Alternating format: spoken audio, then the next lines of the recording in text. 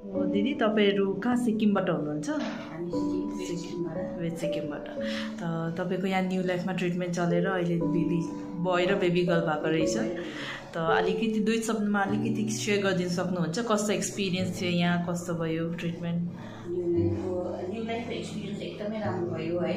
अब हामी बिहा भएको पनि 6 इयर्स भइसकेको थियो, कन्सिभ गर्नु पुरा प्रब्लम भइरहेको थियो है।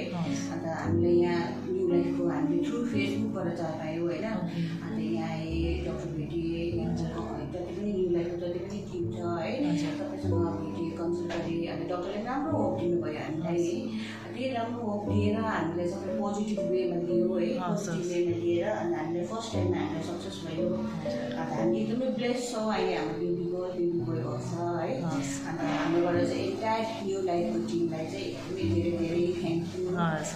हजुर, धन्यवाद, एकदम राम्रो लाग्यो। अन्त अहिले कति 6 महिनाको भएको छ नानी?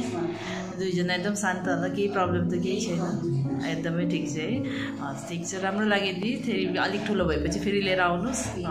हजुर, हस्, थ्याङ्क यू।